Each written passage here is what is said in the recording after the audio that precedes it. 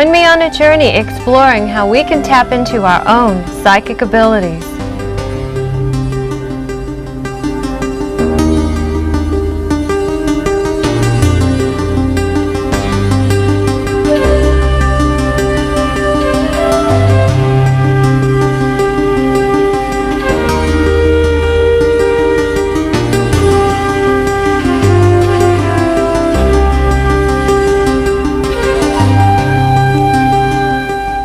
Welcome to Journey. My guest is Irene McNabb. She's a psychic and she's a dear friend whom I met quite a few years ago as we were communicating with each other. And she told me I was going to be doing a TV show. So this is proof that there are psychic abilities and those that are able to tap into knowing something. So we're going to explore how we can help you on your journey do just that. Irene, it is a pleasure to have you here. Always a pleasure to be there. You live in Edmonton. That's correct. And so you don't get down to the States that often. And No. originally you're from England too, aren't you? Yes, you can't tell by my accent. Of course not. But you know, when I first decided, based on promptings from a friend, to go to a psychic fair and to hunt out a psychic, I was intrigued by the tarot cards, and I walked up and down the aisles until I heard your accent. And I lived in England for a while, and I love the English accent. Yes. But aside from that, I followed my intuition and sat down, and then it really established this warm rapport with you. Right. I think a lot of people have to measure who they're going to work with that way, don't they? That's right. Well, you see, intuition is one part of psychic abilities.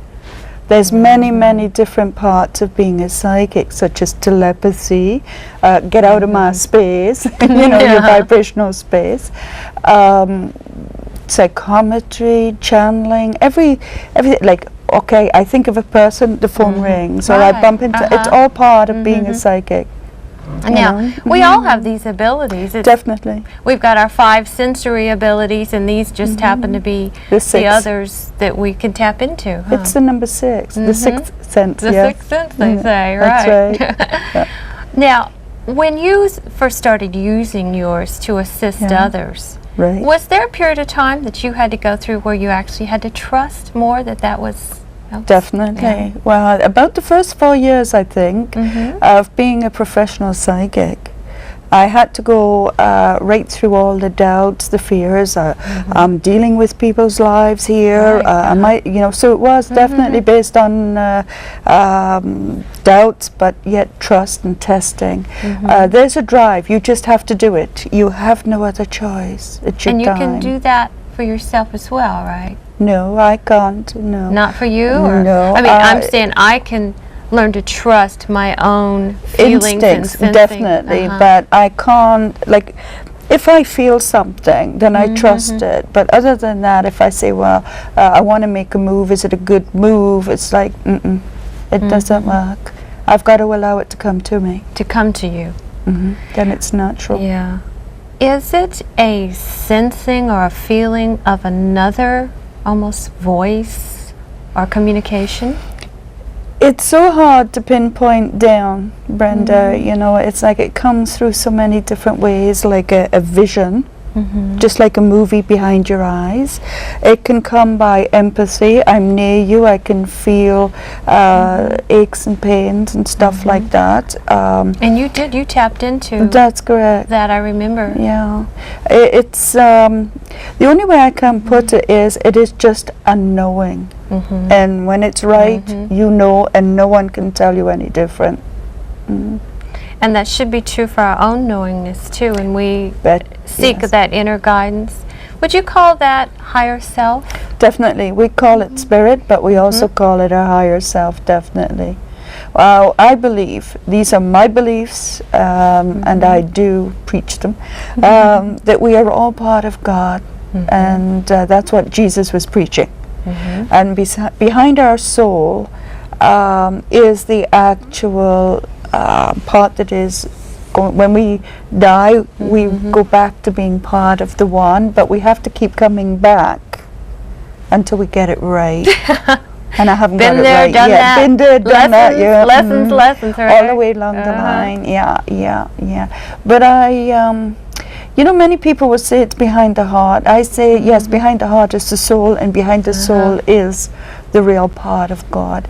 And we all join as one, and we are all part of one, and that's why they say, treat others the way you want to be treated, because that is exactly essence, in essence, you. Yes.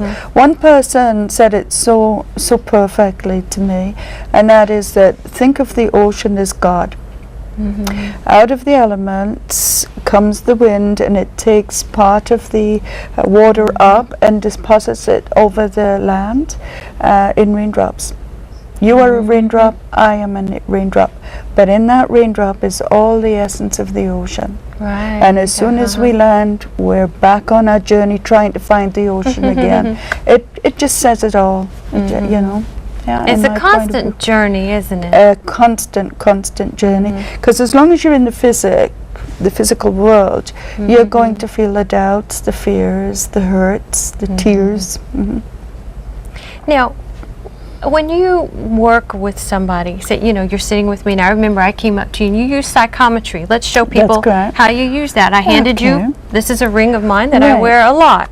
Well, you see in different books and stuff, you'll see a palm, and in it has an eye. This is one of the openings, as well as the crown chakra here, one of the openings to the higher self.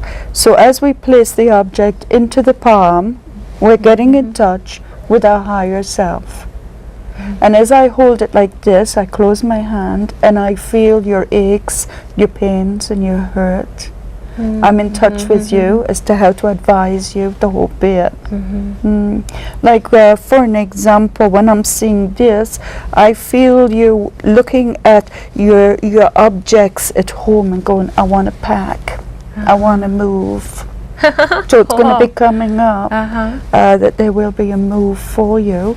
But I also feel a meeting of all kinds of new people, people that you haven't even thought of getting a hold of yet. So we have quite a branching out to do here. And you've got to watch your back. You've been tensing your back there. We need more relaxing. Stretch your cat. Well, you always pick up on that tense shoulders, don't you? Right. So that must not feel too good for you. Do you as soon as I say it releases. You know that it's not yours, right? That's right. So as soon as I mention a hurt, it goes away from me. But if I don't mention it, I hold it. Yeah, and you don't want to hold I have to let go. Yes. Do you find too that you, in the beginning when you started working with people, that you were sort of carrying around some of their stuff? Yes, and I burnt out after 4 years because I carried everything. And then I learned after each person that I talked to just go through a minor little ritual that lets go, and it goes with them, and I'm left with only myself again. Yeah. Well, I wanted to say briefly, just to fill our audience in, that I think I had a reading with you originally, probably almost, we were trying to calculate how long, 5-6 years ago now it's going to be. Yes. And you mentioned someone very close to me that was young, was going to die. Thank goodness you were able to tell me it wasn't one of my children, but it did end up being, at that time, a younger boyfriend. And that was about a year later. You mentioned a relative of mine, a female, was going to have, I think, a son. And my sister was divorced, not even dating at the time. And within, I think, a year, she met a man, married, and got pregnant and had a son. Now, I don't know how, you know, how that actually works in the order, but those are pretty dramatic things that I don't feel like a stranger could guess. You know. No, you can't. No, you can't guess. No. And so when they happened to me, I went, oh, I remember Irene mentioning that. Definitely. There wasn't anything I could have done differently. No. But it you know, it did prove to me there's this bigger consciousness out there that you're able to tap into to know things. We call it the universal mind, which is God. Okay, and that's where all the messages really come from. And of course, again, we take the drop of rain again, and we say the raindrop gets in touch with the storm above, the universal mind. And so all that I pass on comes from a higher awareness. It doesn't come from me. I'm just the telephone, as one man mentioned it, Kevin Ryerson, I believe, the human telephone. Yes, Yeah, that's all it assisting is. others, because I know Yeah. it's difficult when I want to ask a very personal question. That's right. I'm going to flavor it with my heart's desire. Exactly. And sometimes you don't always get your heart's desire. Right. So we always I am a reader, though, that really does deal with the optimistic side of life. Like, I look at everything as a positive thing. Even telling someone, look, sorry, you're going to get divorced, or or warning you of a pending death, is a case of, hey, there's a positive side to everything, so I'm going to give it to you with a touch of honey. I think you always mention these as challenges. You say, well, I see a okay. challenge ahead for you. Yeah. Thank you.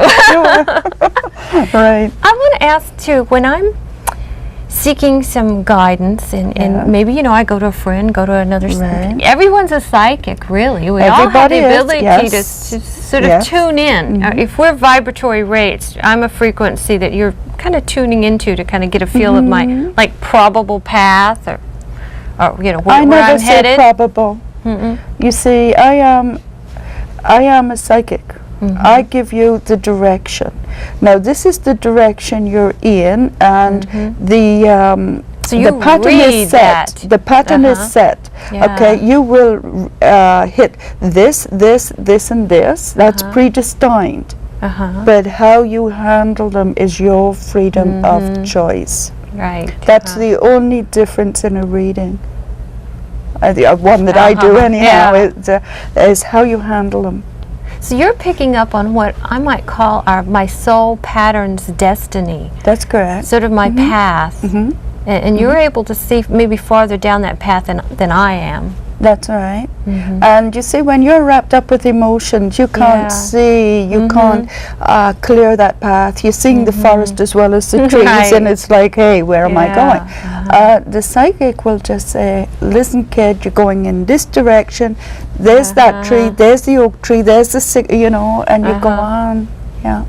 Help you navigate. Help you navigate, yes. I think that's the ability I see. And very much to advise, so that you don't get too upset, or that you can change something that you're heading into that would be devastating. Again, it is all in the mind, how you handle it, that's going to count. When I started playing, I have a set of tarot cards here. You never say playing, kid. I'm playing. Well, no, I let the child in me that has the most open heart and play at it, because if I take it too seriously, I mean really seriously, in that it context, doesn't quite work. In that context, we'll let you off with a light heart. I ask, and I do it reverently too, though. I clear myself, and I do ask for my higher self to be the only one that, I'm addressing now. I don't want any little spirits, coming in and giving me some advice that I may or may not need, because there's somebody else's Aunt Mabel. Okay. They give me confirmation. Which is what, when I would come to you too, I feel validated by a knowing or a sensing that I already have. That's right. All you're doing is getting a second opinion. So that's what it feels like. And I've used many different tools to give me clarity, or to maybe give me that little second opinion. Right. But the average person who comes for a reading or a consultation does not have that opening, the power, call it what you like. And so they come for hope. Tell me how it's going to be. I've got myself in trouble. Oh, I'm starting a business. Will it be a failure? This type of thing. And so we give the guidance, the direction. Those that are in the business, like such as myself, if I really do need a reconfirming, then yes, I go to someone else too. Even you do that. Even I do that. Well, I find that has a lot of integrity to validate each other and to support. That's correct. Because I don't want to say now, I want you to tell me what to do. I just want you to maybe show me the boulders in the way. That's better, yes. Right. Because I won't tell you what to do. I will tell you, this is what is going to be happening. And again, how you handle it is your affair. If I decide to trip That's over that correct. boulder or go around Yeah. it or over it. We will use the example of the business again. You know, if someone comes up and says, okay, I'm going to start a business, is it going to be successful? So don't tell me, or don't put that responsibility on my lap to tell you that it's going to be successful or not. Yes, you're going into business, or no, you're not going into business. But if you're going into business, how you handle it will make it the success or the failure. So a psychic cannot take everything and say, okay, it's going to be just this way, then you do this, then you do that, because then all the freedom of choice is gone. And then I'll get a kick in the pants from the universe. So basically, what is the best way that you get, not so much the kick in the universe, but the response from the universe? Is it visually or visually, hearing? Or yes. I would say mainly mine is visual. It's definitely visual. Things run through my head. When I get someone from the other side, it's a vision. The person's deportment, their description, everything is just like a picture, looking at a picture of like a photograph. Yeah. But then I get them telling things, like saying things to me, and I pass that on to the other person.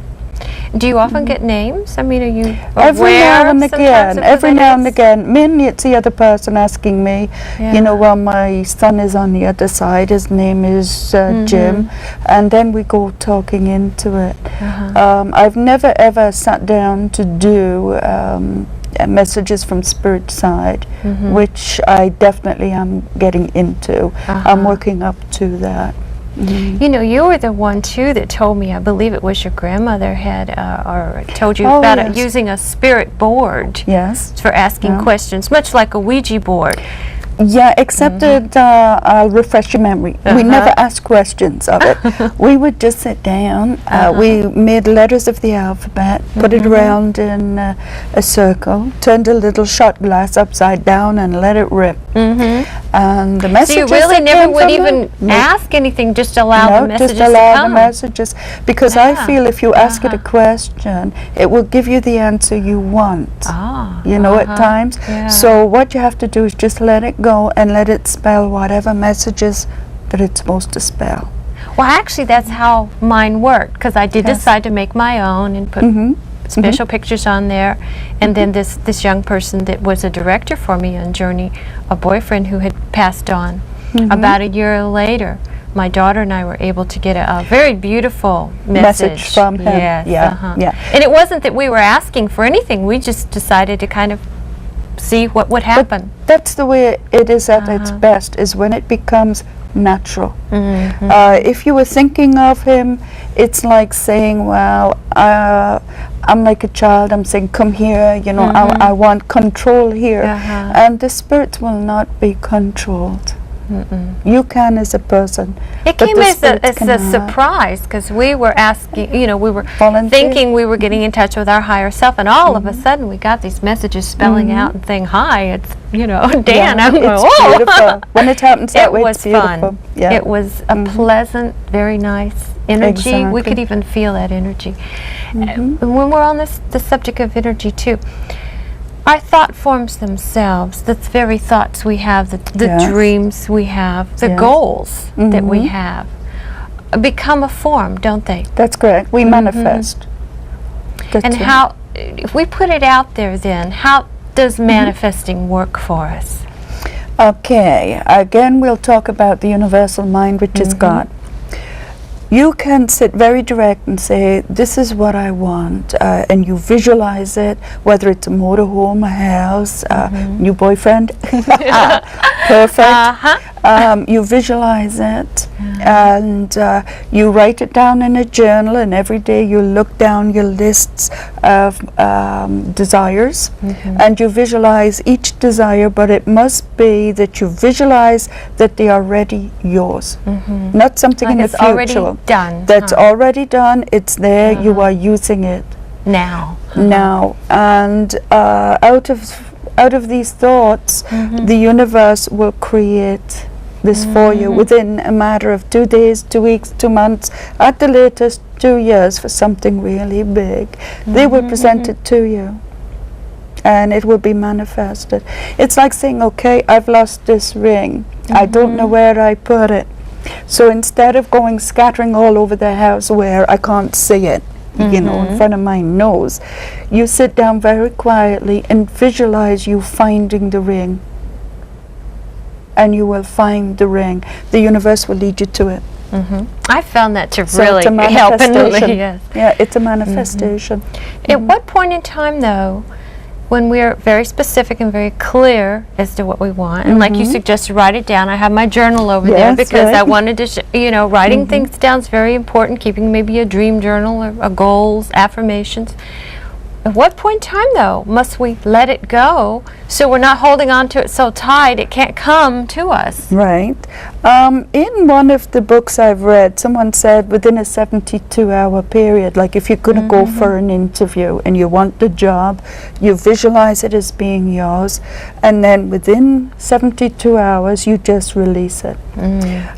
Most of the books, such as John Randolph Price, Joel Goldsmith, they tell you that as soon as you finish visualizing, like you do a contemplation meditation, as soon as you finish that, you should let it go to the universe and leave it go until the next morning when you go through your list again. And as you get your wishes, cross them off. And as you want new wishes, add them on in your journal. So in effect, that's quite a discipline too. It's not a haphazard thing we're doing when we're creating and manifesting. It must be direct. You must be absolutely sure this is what you want. Yeah, be careful what you ask for. But you might get it. You Yeah, bet. that's a real phrase unto itself. Yeah, so be very direct, visualize very positively. And don't sit there and spend the time, okay, I'm meditating, I'm visualizing, I open my eyes and say, oh, I'll never get that. You've just lost it. Yeah, you've put the doubt there. You've just lost it right there. Pretty well wiped it out. Is there a point in time where we have to just rely on our higher self to know better? You should all the time. You should step aside, let go and not go all the time. But how many of us do? You know, we have to keep going through affirmations, and you should spend at least 5 minutes a day with this creative visualization as well as the affirmation. And don't hesitate to keep chanting. Step aside, let go, and let God. And don't say it out there, say it into the heart. Say it directly to yourself. Because that's really who's manifesting, isn't it? That's correct. That self part of you that's connected to the much bigger. That's right. That's right.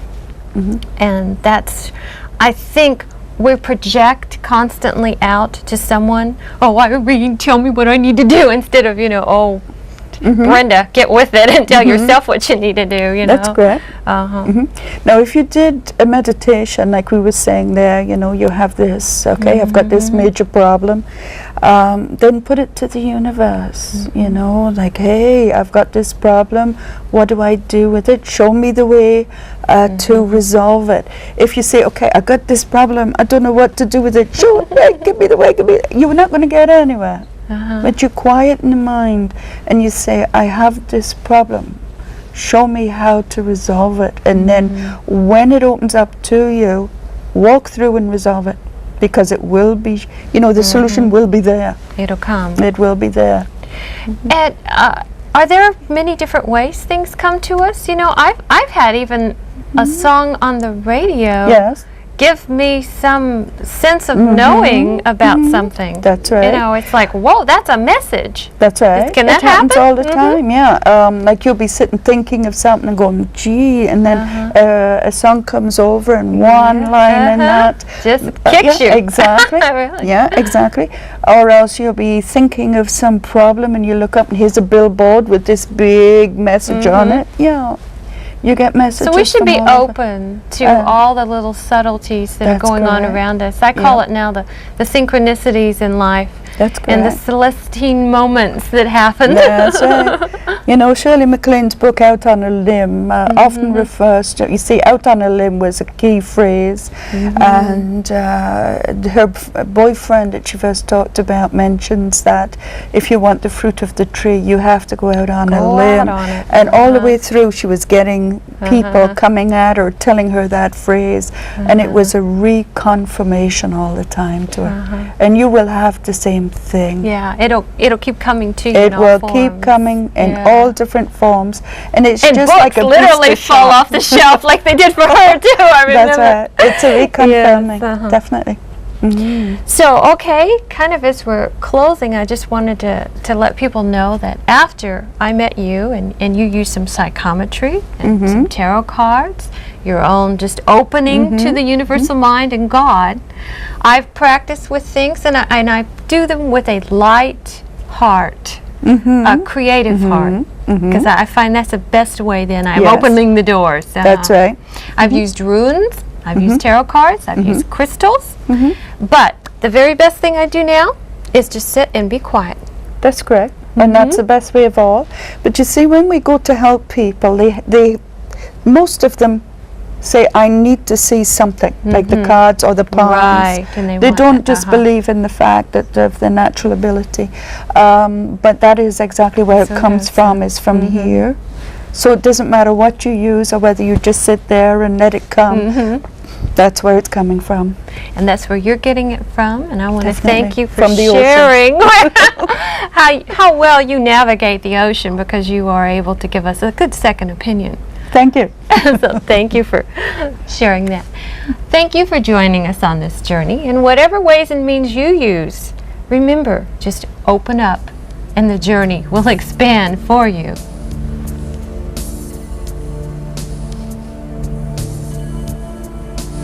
Do you want to read for me?